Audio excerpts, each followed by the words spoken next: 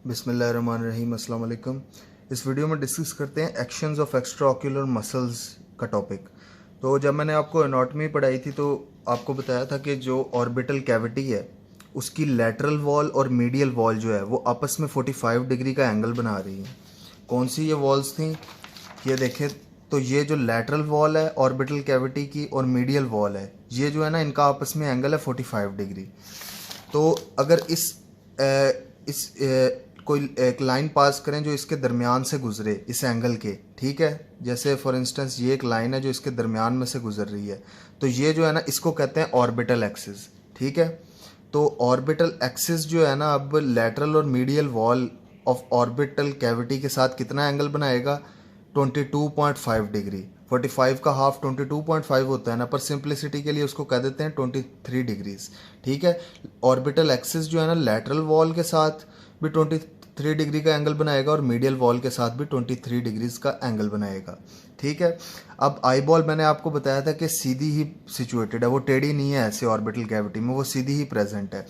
तो कोई भी ऑब्जेक्ट जिसको आई परसीव कर रही है, जैसे फॉर इंस्टेंस ये एक ब्लू रेड डॉट है जिसको आई देख रही है, तो इस ऑब्जेक्ट से लाइन पास हो through centre of cornea fovea तक, ठीक है, पीछे आए फोविया तक, तो ये जो एक्सिस होता है ना, ये वाला एक्सिस, ये होता है विजुअल एक्सिस, ठीक है।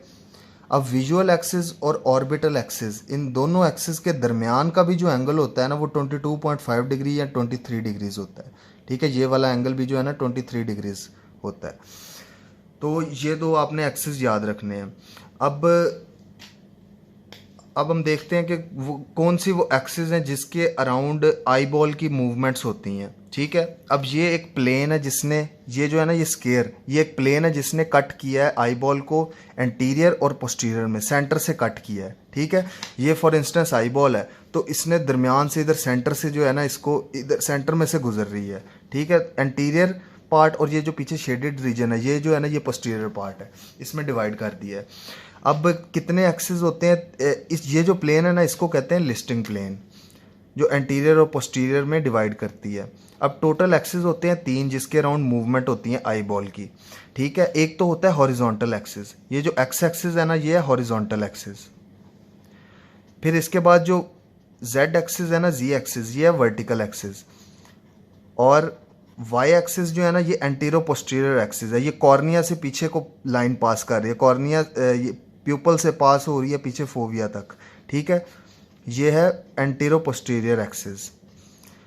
तो आपने याद रखना है कि जब भी हॉरिजॉन्टल एक्सिस पे मूवमेंट होगी ना, अब ये एक्सिस है, इस पे मूवमेंट कैसे होगी, इस पे मूवमेंट होगी आई बॉल की अप और डाउन।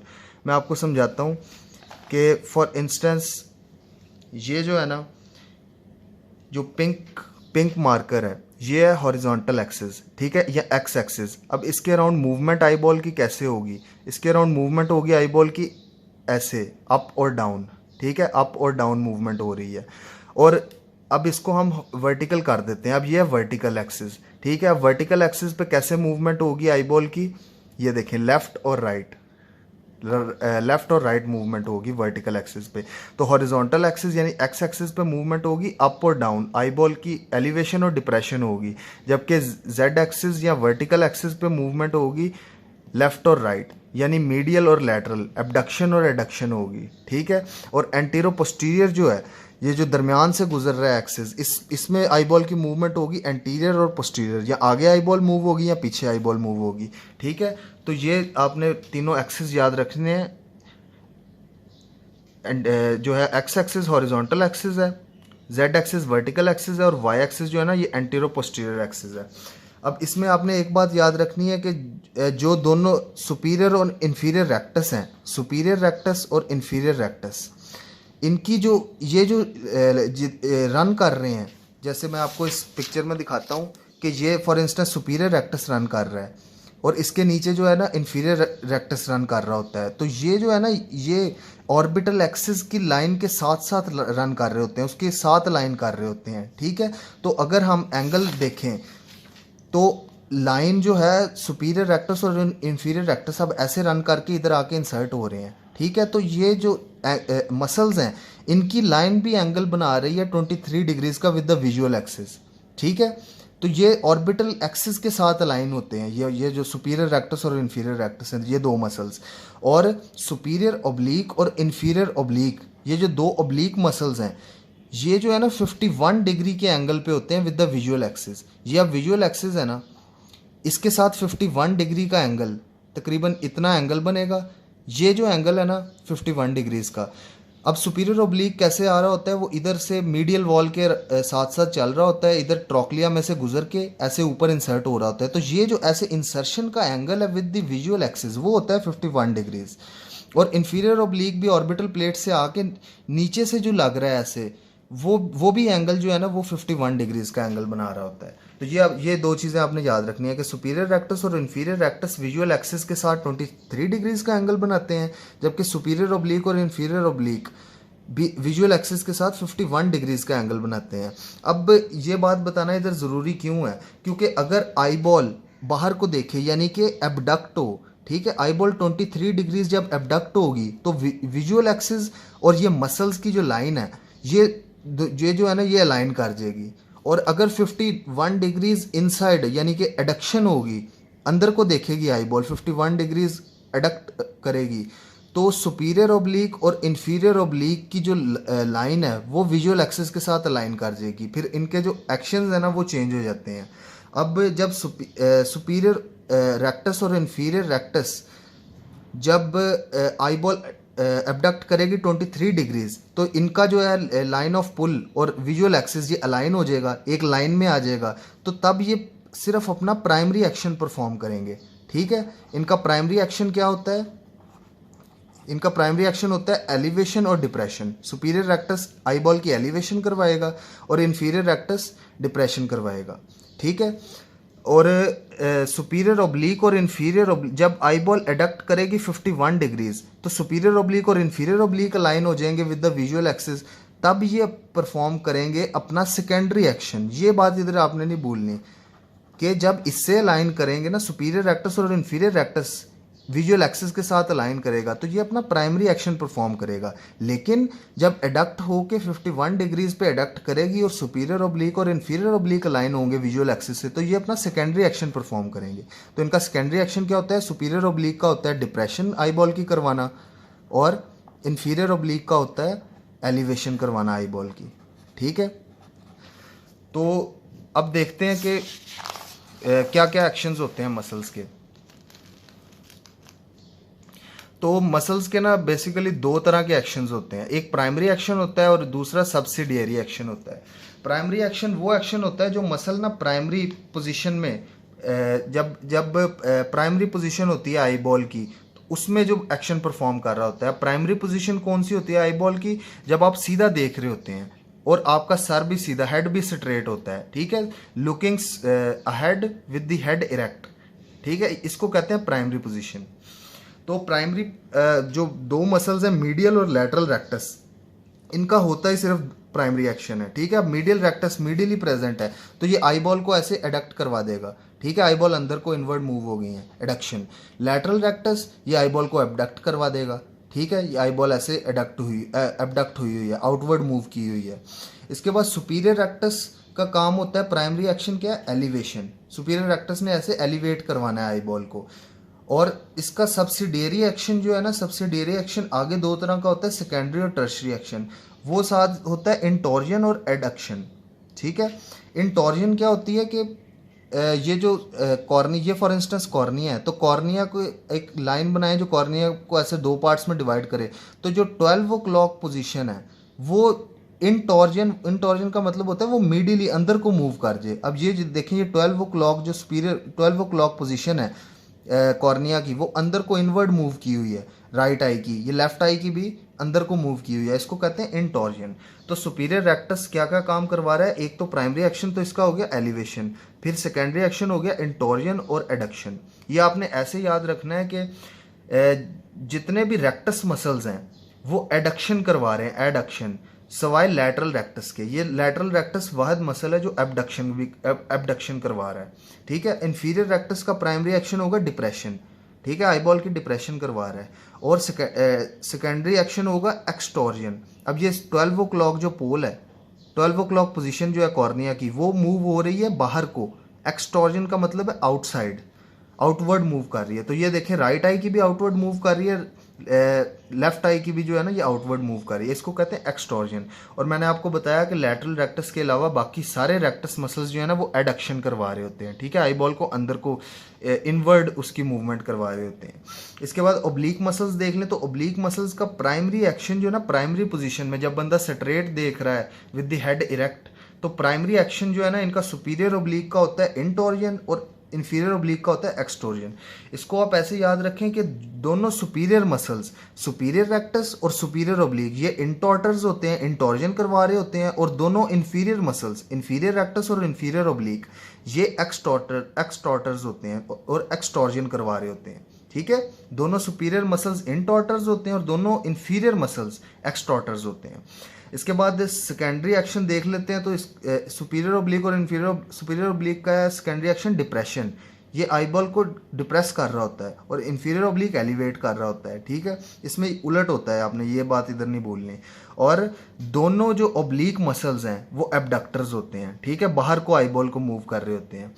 तो इसको आपने याद कैसे रखना है? याद आपने ऐसे रखना है कि जो मीडियल जो सारे रेक्टस हैं एक्सेप्ट लैटरल रेक्टस वो एडक्टर्स हैं, ठीक है। और दोनों सुपीरियर मसल्स इंटॉर्टर्स हैं और दोनों इन्फीरियर मसल्स एक्सटॉर्टर्स हैं, और दोनों ओब्लीक मसल्स ये एबडक्टर्स हैं, ठीक है। तो इस अब ये कॉन्सेप्ट दोबारा देख लें कि मैंने आपको बताया था कि जब आई बॉल एबडक्ट करेगी, बाहर को मूव करेगी 23 डिग्रीज, तो लाइन ऑफ पुल जो है सुपीरियर रेक्टस का और इन्फीरियर रेक्टस का वो विजुअल एक्सिस के साथ अलाइन कर जाएगा। तो ये दोनों मसल सिर्फ अपना प्राइमरी एक्शन परफॉर्म करेंगे। प्राइमरी एक्शन इनका क्या है? सुपीरियर रेक्टस का है एलिवेशन और इन्फीरियर रेक्टस का है डिप्रेशन। और जब आई बॉल एडक्ट करेगा, अंदर को मूव करेगा 51 डिग्रीज, तो सुपीरियर ओब्लीक और इन्फीरियर ओब्लीक जो हैं वो अलाइन हो जाएंगे विद द विजुअल एक्सिस। तब ये दोनों मसल सुपीरियर ओब्लीक और इन्फीरियर ओब्लीक अपना सेकेंडरी एक्शन परफॉर्म करेंगे, ठीक है। ये अब बात आपने याद रखनी है कि जो रेक्टस है उनके साथ अलाइन होगा तो वो प्राइमरी एक्शन परफॉर्म करेंगे, और ओब्लीक मसल्स के साथ विजुअल एक्सिस अलाइन होगा तो ये अपना सेकेंडरी एक्शन परफॉर्म करेंगे, ठीक है। तो सुपीरियर ओब्लीक का है डिप्रेशन और इन्फीरियर ओब्लीक का है एलिवेशन, ठीक है। अब देखते हैं नोमेनक्लेचर जो है मसल्स का। तो 4 तरह के मसल्स होते हैं। सबसे पहले एगनिस्ट मसल्स। एगनिस्ट मसल कौन सा होता है कि कोई भी मसल जो एक प्राइमरी काम कर रहा है, ठीक है, एक एक्शन परफॉर्म कर रहा है, जैसे मीडियल रेक्टस आई बॉल को जो है वो एडक्ट कर रहा है, इनवर्ड मूव कर रहा है, लैटरल रेक्टस आउटवर्ड मूव कर रहा है, वो एगनिस्ट मसल। एंटेगनिस्ट मसल क्या होता है कि सेम मसल, एक आंख में 2 मसल्स हैं, एक हो गया agonist muscle. For instance agonist muscle हम ले लेते हैं मीडियल रेक्टस। मीडियल रेक्टस का काम क्या है? ये आई बॉल को इनवर्ड मूव करवा रहा है। एंटेगनिस्ट सेम आई में मसल होगा जो एगनिस्ट के उलट काम करेगा, ठीक है। जैसे मीडियल रेक्टस एगनिस्ट आ गया और साथ आ गया एंटेगनिस्ट हो गया इसमें लैटरल रेक्टस। लैटरल रेक्टस आई को आउटवर्ड मूव करवा रहा है, मीडियल रेक्टस जो है आई को इनवर्ड मूव करवा रहा है, तो ये एंटेगनिस्ट मसल होगा लैटरल रेक्टस। इसमें सिनर्जिस्ट मसल क्या होता है कि एक ही आंख है उसमें 2 मसल्स हैं। एक तो आ गया एगनिस्ट मसल जो अपना एक्शन परफॉर्म कर रहा है। सिनर्जिस्ट मसल होता है जो एगनिस्ट के जो एक्शन एगनिस्ट परफॉर्म कर रहा है उसके सेम एक्शन परफॉर्म करता है, जैसे कि सुपीरियर रेक्टस और इन्फीरियर ओब्लीक, एक ही आंख के सेम आई के सुपीरियर रेक्टस और इन्फीरियर ओब्लीक, इन दोनों का काम क्या होता है? Elevation of the eye ball, ठीक है, एलिवेशन करवाते हैं आई बॉल की। फिर इसके बाद चौथा नंबर पे होते हैं योक मसल्स। ये जो ऊपर वाले तीनों मसल्स थे ना ये सेम आइज में मसल्स हैं। योक मसल्स होते हैं 2 मसल्स हैं एक अलग अलग आंखों में, एक आंख में एक मसल है, दूसरी आंख में दूसरा मसल है। ये कौन से मसल्स होते हैं? जो आई बॉल को सेम डायरेक्शन में मूव करते हैं, ठीक है। फॉर इंस्टेंस अब ये जो है ये राइट आई है और ये जो है ये लेफ्ट आई है। अब सेम डायरेक्शन में मूव करने का क्या मतलब है? ये दोनों लेफ्ट की साइड पे देखें, ये राइट आई भी लेफ्ट को देख रही है, लेफ्ट आई भी लेफ्ट को देख रही है, ठीक है। तो इसमें कौन कौन से मसल्स लग रहे हैं? राइट आई का मीडियल रेक्टस और लेफ्ट आई का लैटरल रेक्टस, ठीक है। राइट मीडियल रेक्टस और लेफ्ट लैटरल रेक्टस। तो ये जो ऐसे मसल्स होते हैं ना जो आई बॉल को, जो 2 डिफरेंट आइज में होते हैं और दोनों आइज को सेम डायरेक्शन में मूव करवा रहे होते हैं, उनको कहते हैं योक मसल्स, ठीक है। इसके बाद देख लेते हैं ऑक्यूलर मूवमेंट्स की टाइप्स क्या क्या होती हैं। तो दो टाइप्स की ऑक्यूलर मूवमेंट्स होती हैं, एक तो मोनोक्यूलर या यूनिओक्यूलर, एक आंख की मूवमेंट्स, ठीक है। एक आंख की मूवमेंट्स को कहते हैं डक्शंस, और दूसरी होती है बाइनोक्यूलर मूवमेंट्स, ये दोनों आंखों की इकट्ठी मूवमेंट्स होती हैं। मोनोक्यूलर मूवमेंट्स देख लेते हैं। तो इन जो डक्शंस हैं वो कितनी तरह की हो सकती हैं। अब ये आईज हैं, ये राइट आई है, ये लेफ्ट आई है, ठीक है, ये आपने याद रखना है। तो एडक्शन जो है ना, एडक्शन होती है इनवर्ड मूवमेंट, एक आंख की मूवमेंट होगी ये इनवर्ड मूवमेंट, ये एडक्शन। एबडक्शन होगी आउटवर्ड मूवमेंट। एलिवेशन होगी अब सुपीरियर मूवमेंट या जो है ऊपर को देखना। डिप्रेशन होगी डाउनवर्ड मूवमेंट। इनसाइक्लोडक्शन होगी कि जो 12 o'clock पोजीशन है वो मूव करे मीडियली। इनसाइक्लोडक्शन या इनटॉर्जन एक ही चीज़ है, ठीक है। जो 12 o'clock जो पोल है कॉर्निया का वो इनवर्ड मूव करे, मीडियली मूव करे, उसको कहते हैं इनटॉर्जन या इनसाइक्लोडक्शन। एक्साइक्लोडक्शन होती है कि जो सुपीरियर पोल है कॉर्निया का वो आउटवर्ड मूव करे, ठीक है। इनवर्ड मूव करेगा कॉर्निया के 12 o'clock तो उसको कहेंगे इनसाइक्लोडक्शन। आउटवर्ड या लैटरली मूव करेगा तो उसको कहेंगे एक्सटॉर्जन या एक्साइक्लोडक्शन, ठीक है।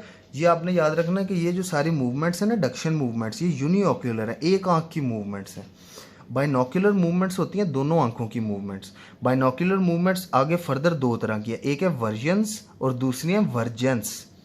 वर्जन्स जो होती हैं ना वो होती हैं एक आंख की दोनों आंखों की मूवमेंट एक ही डायरेक्शन में, यानी दोनों आंखें राइट की तरफ देख रही हैं या दोनों आंखें लेफ्ट की तरफ देख रही हैं। वर्जन्स होती हैं दोनों आंखों की एक डायरेक्शन में मूवमेंट्स, और वर्जेंस होती है ऑपोजिट डायरेक्शन में मूवमेंट्स। मैं आपको बताता हूँ। अब वर्जन्स जो है ना वो आगे फर्दर चार तरह की हैं। एक तो है डेक्स्ट्रो वर्जन।